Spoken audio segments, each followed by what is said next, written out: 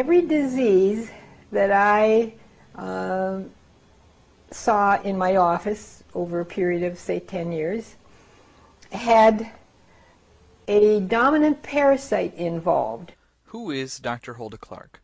She's a controversial alternative practitioner who wrote the widely selling book The Cure for All Diseases, and who claims all disease is caused by parasites. She claims to have a PhD in physiology from the University of Minnesota, but actually received a degree with a major in zoology and a minor in botany for her thesis entitled A Study of the Ion Balance of Crayfish Muscle, Evidence for 2 Compartments of Cellular Potassium. She has a naturopathic degree from the unaccredited Clayton College of Natural Health, and she is the recipient of a summary judgment by the Federal Trade Commission, preventing her from making unsubstantiated claims regarding her medical devices. Remember, I was testing everybody for a set of parasites, about 70. I list all the parasites in the book, which ones I was testing for. And to my surprise, if you had diabetes, it would be uretrema, the pancreatic fluke. Pancreatic fluke. Diabetes is a disease of the pancreas. And that is precisely where the relationship ends. Uretrema pancreaticum is a parasite of the pancreatic ducts of herbivorous mammals, like camels, monkeys, cows, etc. Its habitat ranges across Asia and South America, and parasitic infection is called uretremiasis. Uretremiasis is rare in humans, as the parasite is only spread by ingesting infected grasshoppers. It has absolutely nothing to do with any form of diabetes. Diabetics do not universally eat grasshoppers. So we have a relationship with 2 parasites and cancer, Clostridium bacteria, Yes. and the Phaseolopsis parasite, which you call the fluke. Okay, bear with me as we start with the Clostridium genus of bacteria. Clostridium is a well-studied genus of bacteria because Clostridia are found in soil, sewage, marine sediment, decaying animal and plant material, as well as the intestinal tracts of humans and other animals. They are ubiquitous and find their way into wounds and food. Their toxins are well characterized and cause a host of human diseases. Let's look at some members of the Clostridium genus and see if they cause cancer. Clostridium botulinum. C. botulinum's nerve toxin causes botulism, a paralytic illness. It's a relatively rare disease with only about 110 reported cases each year in the United States. Foodborne transmission of botulism is often from improperly canned food, while wound infection is from improper care of opened wounds. Botulism is a serious disease that may lead to death through respiratory failure, but it is not cancer.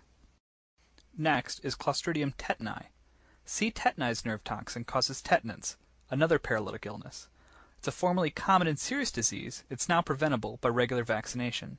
Transmission of tetanus is usually through a wound, often a deep puncture wound, but the disease itself is not contagious.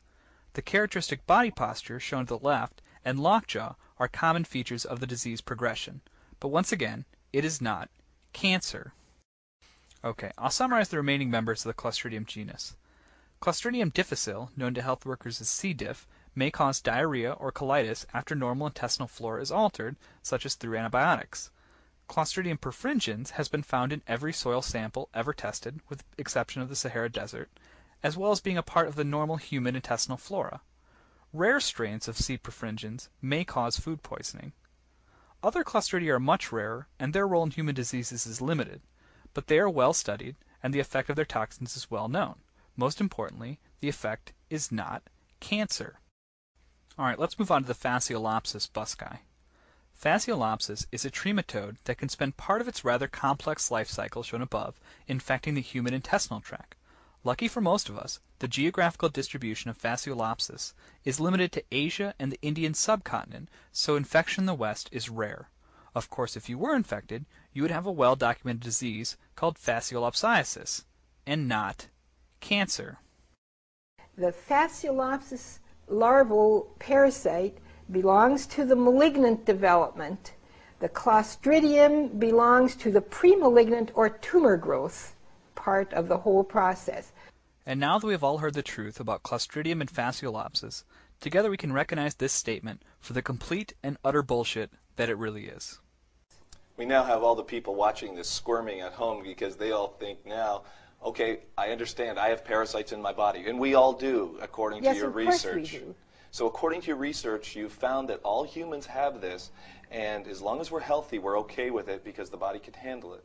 My next question to you is, how do we rid ourselves of these tenacious bacteria, parasites, and virus. Do you have an answer to that? The answer that I came up with already in the first books was the hull of the black walnut tree, but the hull has to be green. There is something in the green hull that kills everything I ever tested for.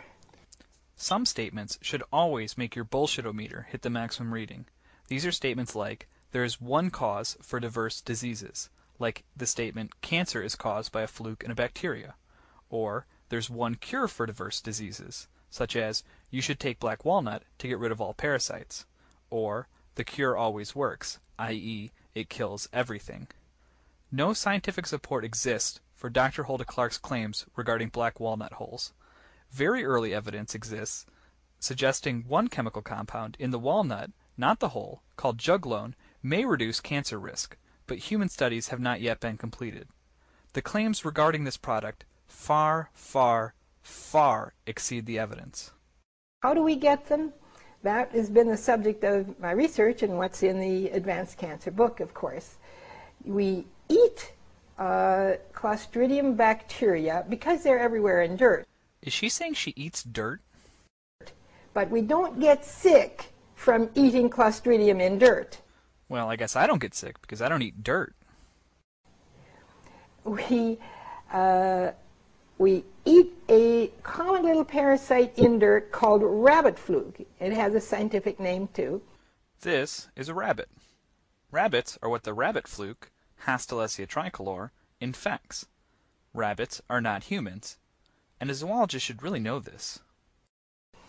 And that rabbit fluke brings in Clostridium, sort of like the Trojan horse brought in soldiers. They are within. So after eating rabbit fluke with nearly all the food that you think is perfectly safe. Carrots? Root vegetables? Raw carrots, yes. Even cooked carrots, yes. Because this parasite, the rabbit fluke, does not get killed by boiling temperatures. This is absolute nonsense, as cooking foods is the surest way to kill flukes.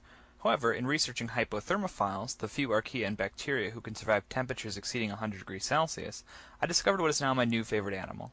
So you'll have to forgive my digression, as I'd rather tell you about it than refute Hulda Clark's nonsense. You are looking at a picture of a tardigrade, also known as a water bear, which might just be the hardiest animal on this planet, Steve Irwin aside. As well as being found in hot springs, atop the Himalayas, and under layers of solid ice, the tardigrade also makes its home in milder climates, like ponds and meadows. Now get this, it can survive dehydration for up to a decade, temperature extremes from negative 272 degrees Celsius, that's 1 degree above absolute zero, up to 151 degrees Celsius. It can also withstand 570,000 rads of radiation, 2,000 rads being deadly to humans for a comparison, as well as withstanding pressure extremes ranging from the vacuum of space to 6,000 times the atmospheric pressure of Earth. It can also withstand a variety of chemical assaults. And as the next clip shows, they're pretty darn cute too. I mean, look at that little guy. He's just adorable. Look at his little paws. Oh, see? I wish I could have one of these as a pet. I know I wouldn't be able to kill it. Okay, back to Hulda Clark, one of my least favorite animals. We test all the food for our patients for 3 molds: zearalenone, patulin, and aflatoxin. First off, these aren't even molds. They're mycotoxins made by molds, which is a fact Hulda Clark doesn't seem to understand. Alright, bear with me again as we go through each mycotoxin in turn. Zearalenone.